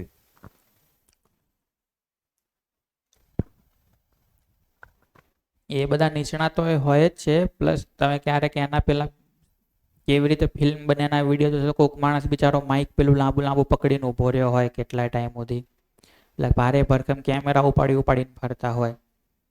ઘણી વાર તો તમે જોશો કે આપણને એમ લાગે કે આમ હીરો દોડીને કૂદ્યો, ઓહો કેવું જોરદાર કામ કર્યું, પણ એ નહીં વિચારતા કે એની પાછળ પેલો 20-25 કિલોનો કેમેરો લઈને એ દોડ્યો હતો ને એ કૂદ્યો હતો ભેગો, ને એ તો દેખાતો જ નથી. તો એ દ્રષ્ટિ થશે તો દેખાશે.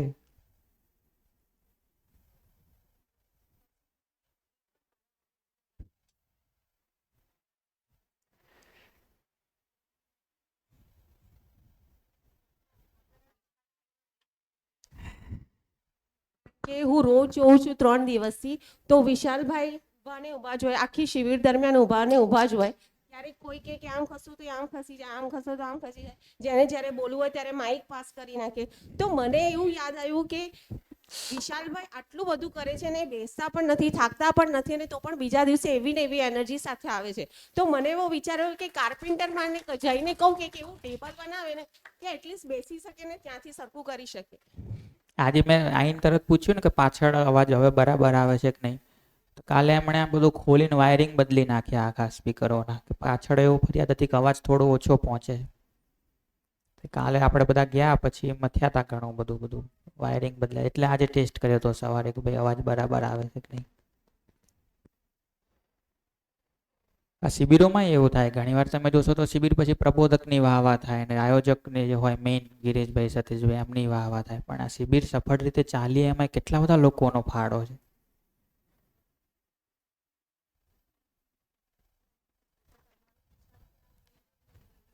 બોલી લો, માઈક હાથમાં જ છે ને હજી.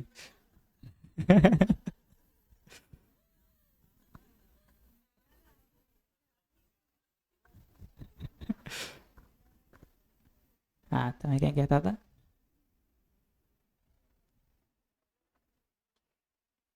ખેતી માટે જે લોકોએ હાઇબ્રિડ સીડ બનાવ્યા એને આપણે બહુ કૃતજ્ઞ કરીએ છીએ, પણ જેના કારણે આપણે સીડ મળ્યા એ પ્રકૃતિને પણ આપણે ધન્યવાદ આપવો જોઈએ. પછી જે સારા બીજો જોઈને ઉગાડે છે એની કૃતજ્ઞ કરવી જોઈએ. જેને આ બધી શોધ કરી એને પણ કૃતજ્ઞ કરવી જોઈએ. જેને આઈડિયા આવ્યો એને પણ, પછી જેને હાઇબ્રિડ સીડ બનાવવામાં મહેનત કરી એને પણ. એટલે ઘણા બધા લોકો છે જેને આપણે કૃતજ્ઞ કરવી પડે છે. બિલકુલ, એ જ કહું છું ને કે આપણે જે એક વાર ભોજન કરીએ છીએ એના માટે આ ભાવ વ્યવસ્થિત રાખીએ તો આખી દુનિયા પ્રત્યે કૃતજ્ઞ થઈ શકીએ. પણ જો મીઠું ઓછું હોય તો બીજું બધું ભૂલીને આપણે ગુસ્સો કરી લઈએ.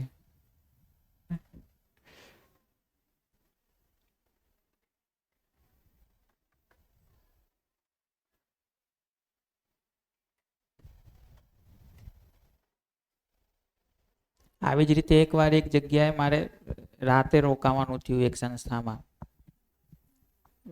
તો ત્યાં તો એવું હતું કે રાત્રે આખું મોટું બિલ્ડિંગ હતું સંસ્થાનું, એમાં એકલો હું અને એક ચોકીદાર, 2 જ જણા રાત્રે આખી રાત. એટલે રાત્રે 7, 7:30, 8 વાગે એટલે મને એમ થયું કે પેલામની જોડે ઘડીક બેસું, વાત કરું, એ એકલા જ છે, તો હું એકલો જ છું તો ઘડીક વાત થાય. તે ચોકીદારની કેબિનમાં જઈને બેઠો, પછી અમને જોડે વાતો ચાલુ કરી, ક્યાંના છો, કેટલા ટાઈમથી અહીંયા છો. એટલે એમણે બધી એમની વાત કીધી કે હું છું બીજા રાજ્ય, બહુ દૂરના રાજ્યના હતા, અને અમે જે રાજ્યમાં હતા એ બંને રાજ્ય વચ્ચે બહુ અંતર ઘણું બધું. એટલે કે મારી વહુ અને મારી મમ્મી બે ત્યાં રહે છે, સાસુ વહુ, અને અહીંયા મને પગાર મળે છે ચોકીદારીનો 8,000. મેં કીધું તમારે, એને મોટા સિટીની સંસ્થા હતી, બધું આટલા મોટા શહેરમાં તમે 8,000માં તમારું પૂરું કરીને ત્યાં કેટલું મોકલાઈ શકો. એટલે એમણે બધું કીધું કે ભાઈ શું તો હું અહીંયા જ છું, પછી જમવા અહીંયા જઉં છું, ત્યાં આટલો ખર્ચો થાય, અને સાયકલ લઈને ફરું છું કે જેથી પેટ્રોલનો કે રિક્ષાનો ખર્ચો ના થાય. પછી આવું બધું ગણતરી કરીને એમણે કીધું કે લગભગ 3,000-1,000માં હું પૂરું કરું, 8,000માંથી 5,000 ત્યાં મોકલું એ બંને જણા માટે. અહીંયા હું 3,000માં જીવી લઉં મહિને, 5,000 ત્યાં મોકલું, આ રીતે. મેં કીધું તમે બીજી કોઈ નોકરી શોધો વધારે પગારવાળી, ના મળી જાય. એટલે કે મળવાનો તો પ્રશ્ન જ નથી, આ બાજુમાં મોટી સંસ્થા રહી છે આનાથી મોટી, એમણે મને ઓફર કરેલી જ છે. એ લોકો રહેવા જમવાની સગવડ કરી આપશે, એટલે જમવાનો ખર્ચો મારો નહીં થાય, અને 14,000 રૂપિયા પગાર આપશે. તો મારો તો કોઈ ખર્ચો નહીં, જમવાનું એ લોકોનું, અને લગભગ બીજા 1-2 હજારમાં મારું પૂરું કરી લઈશ તો 10,000-12,000 ઘરે મોકલાઈ શકીશ, ક્યાંક અમારી બચત થશે. તો મેં કીધું પછી શું કામ અહીંયા ત્યાં જતા રહો. કે ના, પણ આપણે પહેલો મારા ઉપર વિશ્વાસ કર્યો તો એમ વધારે પૈસા માટે ત્યાં ના જતું રહેવાય ને. તો આ લોકોએ વિશ્વાસ કર્યો છે તો પહેલા અહીંયા જ રહીશ, ભલે ઓછા પૈસા મળે, એમ ત્યાં થોડું જતું રહેવાય પૈસા માટે થઈ.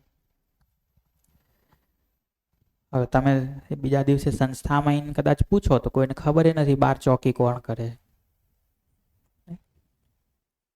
શું નામ છે ભાઈનું, ક્યાંથી આવ્યો છે, એનું ઘર કેવી રીતે ચાલે છે, કઈ નહીં ખબર.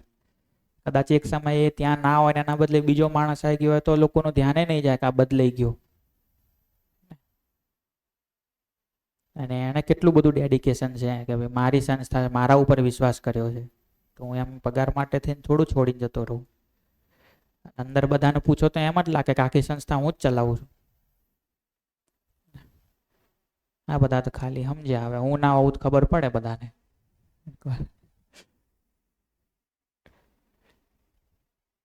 તો કોઈ પણ કામ કે કોઈ પણ સંસ્થા કે કંઈ પણ ચાલતું હોય તો નાના નાના માણસોનો ઘણો રોલ હોય એમાં.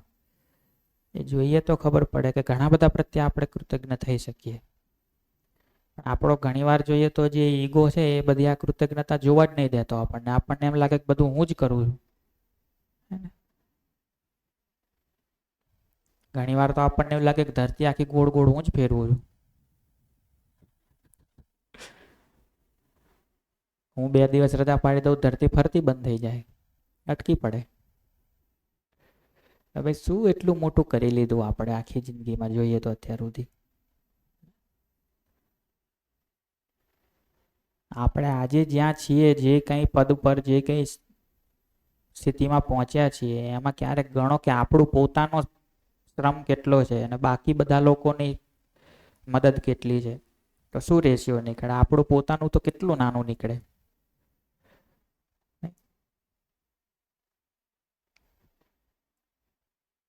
એ અહંકાર તો એટલો છે કે બધું હું જ કરું છું, બધું મારે જ કરવાનું.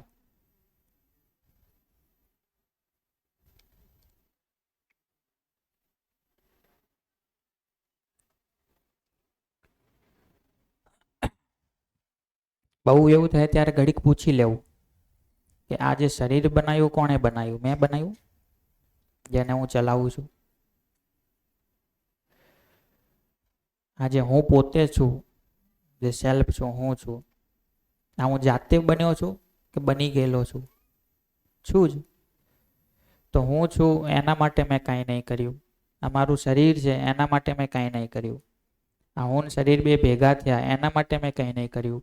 શરીર આટલું મોટું થયું એના માટે મેં કંઈ નહીં કર્યું. તો શેનો અહંકાર આટલો બધો?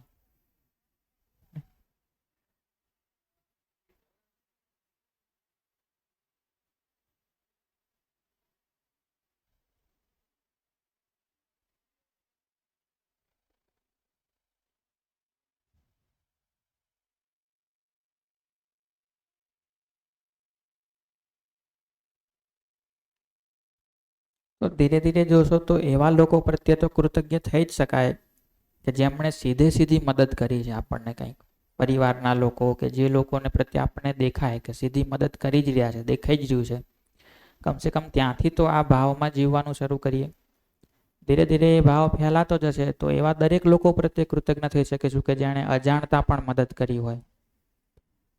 અજાણતા મદદ કરી હોય એના પ્રત્યે કઈ રીતે કૃતજ્ઞ થઈ શકાય? તો આપણે ક્યાંકથી જતા હોય અને કોઈ માણસ રસ્તામાં કંઈક કામ કરતો દેખાય તો આપણને એના પ્રત્યે કૃતજ્ઞતા થશે કે ભલે એ જે કામ કરે છે સીધું મારા સુધી નહીં પહોંચતું, પણ એ જે કરી રહ્યો છે એના કારણે આટલું બધું સિસ્ટમ ચાલી રહી છે, એમાં એનો કંઈક તો રોલ છે ને કે જેના કારણે હું સારું જીવી શકું છું. આટલા બધા ડ્રાઈવરો, કંડક્ટરો આખો દિવસ બસમાં જ રખડતા હોય છે. રોજ કેવા કેવા માણસો સાથે માથાકૂટ કરતા હશે, કેટલા હોર્ન વગાડતા હશે રોજના. ત્યારે આખું એસટીનું તંત્ર ચાલે છે. ત્યારે આપણને આટલી સુવિધા છે કે ગમે ત્યારે ગમે તે બસમાં ચડીને ગમે ત્યાં જઈ શકીએ.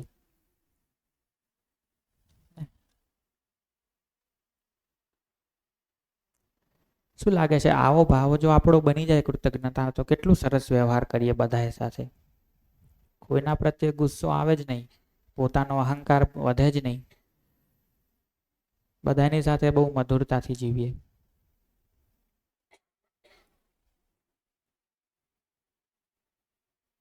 પછી નમ્રતા લાવવા માટે, વિનમ્રતા લાવવા માટે કઈ પ્રયત્ન ના કરવો પડે, સહજ રૂપે જ આપણામાં દેખાય.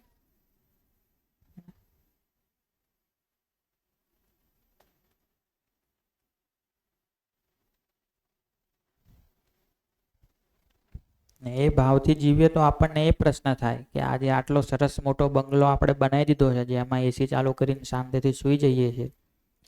આ ઘર જેણે બનાવ્યું, મજૂરી કરી, એનું પોતાનું ઘર છે કે નથી?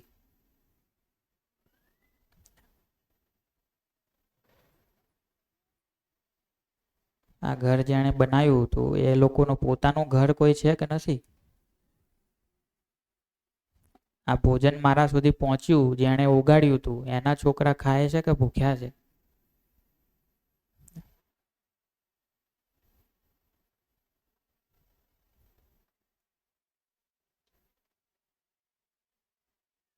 પછી સમાજ માટે કંઈક કરવાને આપણે સેવા નહીં ગણીએ. સમાજ માટે કંઈક કરવાને એમ મોટો સેવા નહીં ગણીએ કે હું સમાજ સેવા કરું છું. પછી એમ લાગશે કે કરવું જ પડશે ને, ફરજ છે આપણી. આ કરવું સહજ વાત છે, કરવું જ પડશે. નહીં કરીએ તો બીજું શું કરશું?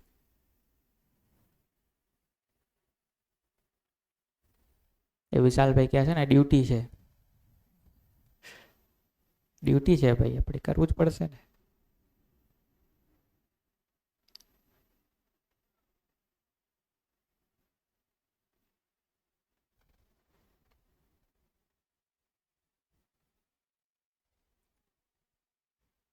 આ દર્શન જેમણે આપ્યું નાગરાજજીએ, એમણે જ્યારે અત્યંત કઠોર કહેવાય એવી સાધના કરી, તપસ્યા કરી 20 વર્ષ. એ 20 વર્ષના અંતે જ્યારે એમને આ બધું જ્ઞાન થયું, દેખાયું, ત્યારે એમના મોંમાંથી પહેલા શબ્દો એ નીકળ્યા હતા કે આખી માનવ જાતિના પુણ્યથી મને આ પ્રાપ્ત થયું.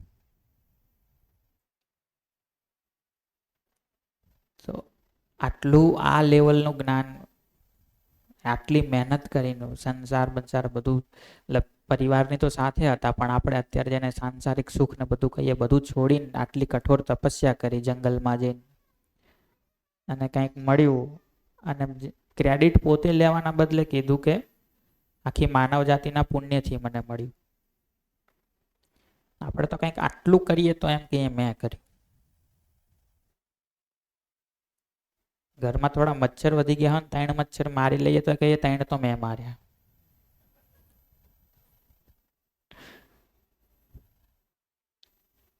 મેં મચ્છર ના માર્યા હોત તો તમને ઊંઘ ના આવત. મેં મચ્છર માર્યા હતા બધા.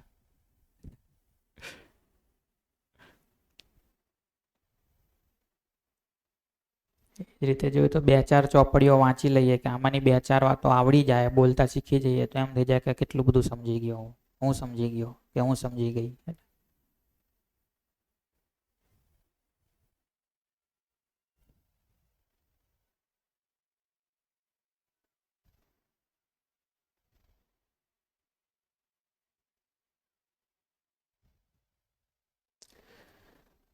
તો જેણે મારી શ્રેષ્ઠતા માટે પ્રયત્ન કર્યો છે એના પ્રત્યે કૃતજ્ઞતા. જેણે સીધો મારી રીતે ભલે પ્રયત્ન કર્યો આપણે હજી નહીં જોઈ શકતા, પણ એ પોતે ક્યાંક પહોંચ્યા છે એવું જોઈએ તો એ લોકો પ્રત્યે ગૌરવ થાય.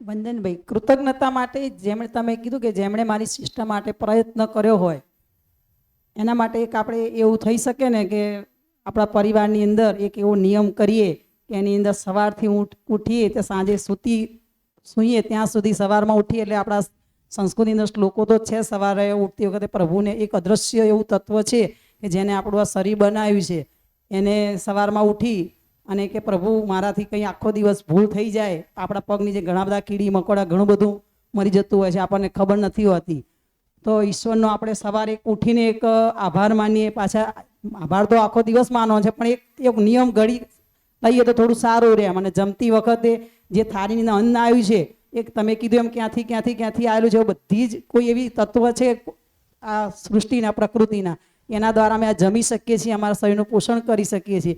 તે એમનો આભાર માનવા માટે પણ સંસ્કૃતિનો શ્લોક છે, આપણે બાળકોને શીખવાડી શકીએ. ના આવડે તો ભલે કમસે કમ આવો આભાર માનીને પણ ખવાય. અહીંયા આગળ શ્લોક લખ્યો છે, અહમ વૈશ્વાનરો ભૂતવા, એવો એક રોજ રટણ કરીએ તો કદાચ આવડી જ જાય એનું ભાષાંતર સાથે. અને સાંજે સૂતી વખતે પણ આપણે પ્રભુને યાદ કરીએ કે પ્રભુ તો અમને જો ઊંઘાડે જ નહીં તો આ બધું મનની શાંતિ મળે જ નહીં. એટલે એને યાદ કરી અને કોઈ નાનો શ્લોક આવડતો ઠીક છે, ના આવડતો તો પ્રભુ મને તું નીતર આપણે કેવું આપણે પેલું બેભાનું ઇન્જેક્શન આપી દે ડૉક્ટર, તો આપણે ઉઠીએ ત્યારે કંઈ પ્રભુ આપણને ઊંઘાડતા કંઈ ભાન હોય છે? એવું સવારે તું સરસ મજાનું અમને ઉઠાડી અને એ કરજે. એવું ત્રિકાળ સંધ્યા જેને કહેવાય, એ આપણે કેવું ઘરમાં નિયમ કરી દઈએ તો કદાચ આ તમારી વાત કૃતજ્ઞતા વાળી 100% બધાના ઘર સુધી પહોંચશે એવું મારું માનવું છે. એ નિયમ દરેક વ્યક્તિ પોતાના માટે કરે તો પહોંચે. કોઈ એક વ્યક્તિ આખા પરિવાર ઉપર લાગુ પાડી દે તો બધામાં નહીં થાય. કારણ કે પછી બધા શ્લોકો બોલી જશે પણ ભાવ નહીં આવે. કે ભાઈ મમ્મીએ કીધું હોય કે બાએ કીધું હોય તો બોલવાના છે પણ ભાવ આવશે કે નહીં આવે એ તો પછી એમનું ધ્યાન જાય કે નહીં એના ઉપર નિર્ભર કરશે. તો એ સમજણ આવે એ ધ્યાન જાય એ વધારે જરૂરી છે. બધા માનવોને લક્ષ્યમાં રાખીને આ વાત થઈ રહી હોય તો જે ખ્રિસ્તી છે કે મુસ્લિમ છે એ શ્લોકો નહીં બોલે. એટલે જ અગત્યનું નથી એમની પોતાની ભાષા એમને મતલબ શબ્દાવલીમાં એમની પ્રાર્થનાઓ છે. હા પણ એ ભાવ આવે તો વધારે સારું. અને પછી પાછું આના કારણે આપણે ભાગલા પાડવા માંડીએ. આ શ્લોકોના કારણે કે શબ્દોના કારણે કે અમુક શબ્દાવલીના કારણે. એના કરતા શુદ્ધ રૂપે ભાવને ઓળખીએ તો પછી એ ભાગલાય નહીં પડે.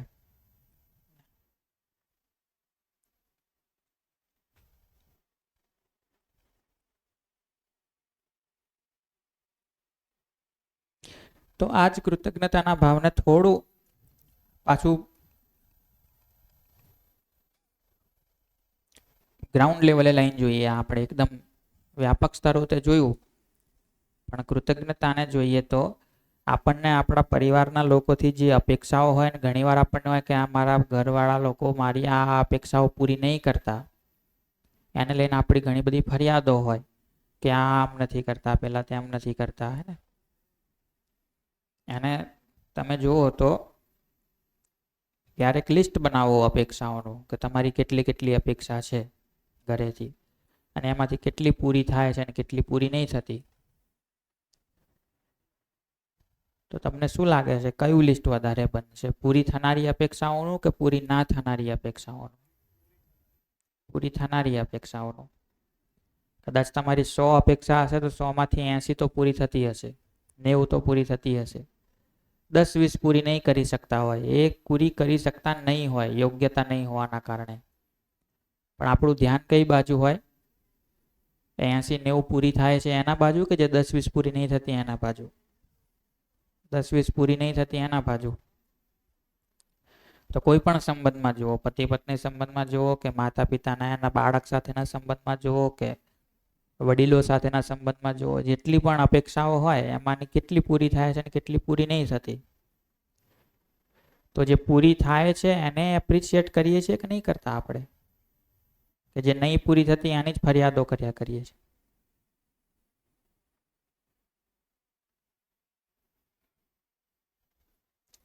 ઘણીવાર તો એવી સામાન્ય અપેક્ષાઓ આપણને ધ્યાનમાં નહીં આવતી કે અચ્છા એ મારી અપેક્ષા હતી.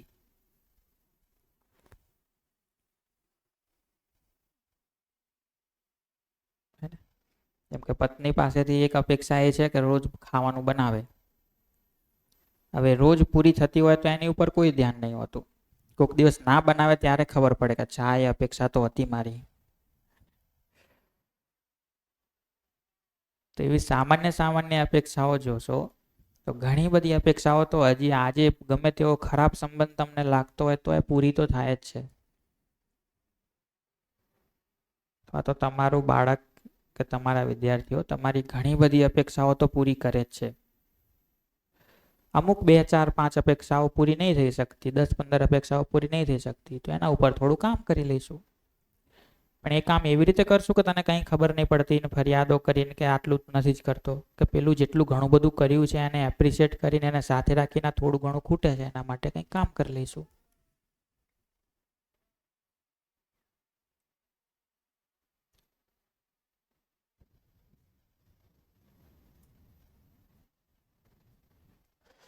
તો આટલે સુધી રાખીએ આ સત્રમાં. નેક્સ્ટ સત્રમાં આપણે પ્રેમની વાત કરીએ જે પૂર્ણ મૂલ્ય છે અને એ ચર્ચા કરીને પછી પરિવારમાં વ્યવસ્થાવાળી ચર્ચા આપણે સમાપ્ત કરીશું. સમાજમાં વ્યવસ્થાવાળી ચર્ચા શરૂ કરીશું. અને આજે શિક્ષણની અને સંસ્કારની પ્રક્રિયા છે કે બાળકોનો ઉછેર કઈ રીતે કરવો, કે એમને કઈ રીતે સાચા સંસ્કાર આપવા, કઈ રીતે સાચું શિક્ષણ આપવું એની પ્રક્રિયા વિશે થોડીક વાત લંચ પછી કરીશું કે પ્રક્રિયા શું છે ને એમાં આપણાથી શું ભૂલ થાય છે એ બધું. તો આજનો કાર્યક્રમ જોઈશું તો આવો છે. આટલી ચર્ચા કરી. હવે પ્રેમની વાત કરીશું, એની સાથે પરિવારમાં ચર્ચા વ્યવસ્થાવાળો ભાગ પૂરો કરીશું. સમાજમાં ચર્ચા શરૂ કરીશું. લંચ સુધી ત્યાં ચર્ચા કરી. લંચ પછી શિક્ષણ સંસ્કારની પ્રક્રિયા ઉપર થોડી વાત કરીશું. સાંજના છેલ્લા સત્રમાં પ્રકૃતિની થોડીક વાત કરી લઈશું, પ્રકૃતિમાં વ્યવસ્થાની. કાલે સવારે પ્રકૃતિમાં અસ્તિત્વમાં ચર્ચા જે છે એને ક્લોઝ કરીશું. અને પછી આખી શિબિરનું જે સાર કાઢવાની વાત કરી હતી કે 300-350 સ્લાઇડમાંથી 30 ને 30માંથી 1 અને 1માંથી 1 વાક્ય અને 1 શબ્દ એ કામ પૂરું કરીશું. અને પછી છેલ્લે કાલે કે આખી શિબિર કર્યા પછી શું, આ બધું સાંભળી તો લીધું, હવે શું કરવાનું? આ બધું સાંભળ્યા પછી જે કંઈ થોડું ઘણું સમજાણું એના પછી હવે શિબિરમાંથી ગયા પછીનો આગળનો કાર્યક્રમ શું, તો એના વિશે થોડી વાત કરી લઈશું કે હવે તમારે જઈને શું શું કરી શકાય, કઈ રીતે આમાં આગળ વધી શકાય. પછી શિબિરમાં તમારો સત્યાપન સાંભળીશું અને શિબિર પૂરી કરીશું. તો આગળનો આપણો આજનો અને કાલનો કાર્યક્રમ આવો રહેશે. અત્યારે બ્રેક રાખીએ. બ્રેક પછી 10 વાગે પાછા મળીએ અને પ્રેમની વાત કરીએ. નમસ્તે.